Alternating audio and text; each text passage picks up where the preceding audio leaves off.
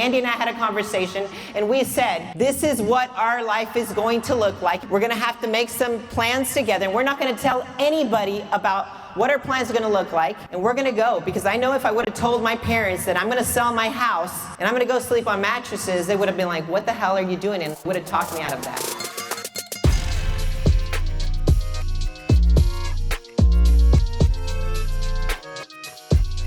Whatever your dream is, you need to go for it. You need to run. But before we built our team, Andy and I had to first become marriage millionaires. We had to really decide to do this together because we both made money and we lost it. We started one thing and then we lost it. And sometimes we go on and we're chasing money and we're chasing success so much that we start over and we lose it because we're not on the same page, or you have one person growing and the other one is not. I had a hard conversation with Andy at one point, and I told him one time, you're one-dimensional, dude. Like you are. You're here, but you're not really here. You're at work, and you're thinking about how you need to come home and spend time with us, but then you get home, and then you're thinking about work and the deals that you're missing and all these different things, and you're not really where your feet are. You need to be where your feet are.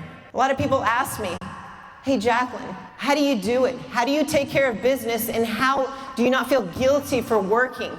Because I'm where my feet are. Because if I give my kids 20 minutes, I'm there for 20 minutes and I'm really there. I put my phone down. I'm not scrolling on social media while my kids are playing. I'm intentional with my time. But the world is telling you out there that you have to be good at one thing and not the other. You have to keep your family away. You have to go and kick ass at work, and your family needs to be okay. I did not want to be the queen at home and get whatever I wanted when Andy was working. I wanted to be the battle mate. I wanted to grow with him. I wanted to feel the grind. I wanted to support him. I wanted to hold him accountable. I wanted all of that. So who sold you on that lie? It's about to change. If you really want to make success happen for you and you really want it to last, you're going to have to change that. But your family, you tell them what you want to do. And I'm not talking about your mom and dad and aunts and uncles. I'm talking about your battle mate, the person that's next to you. I'm talking about the immediate people. When we made all the sacrifices, when we went and slept on mattresses and we sold everything to start our business, we had a conversation, Andy and I had a conversation, and we said, hey, this is what our life is going to look like. We're going to have to make some plans together, and we're not going to tell anybody about what our plans are going to look like, and we're going to go, because I know if I would have told my parents that I'm going to sell my house and I'm going to go sleep on mattresses, they would have been like, what the hell are you doing? And would have talked me out of that. But what about the promises that you made to your spouse sometimes?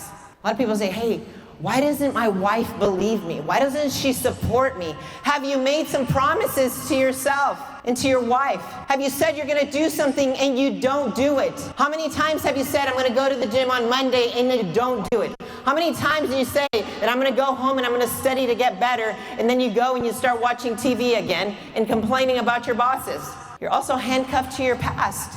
Anytime something gets difficult, you go back to being who you are and breaking your own promises. What have you told your wife? Hey, babe, this is what I'm going to do for the rest of my life.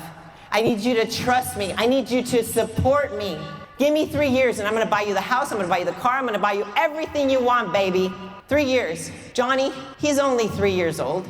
By the time he's 6, he won't even remember, and you're going to have everything you want. Just trust me. Blindly trust me. Support me. And then what happens? Johnny's now 6. Your bank account hasn't grown. You've lost 3 years. You broke your promises again. And it happens over and over and over. And it's because that blind trust, because you didn't include her in that. But why should she trust you again if you're failing yourself? Why? Quit making false promises. Hold through with your commitments.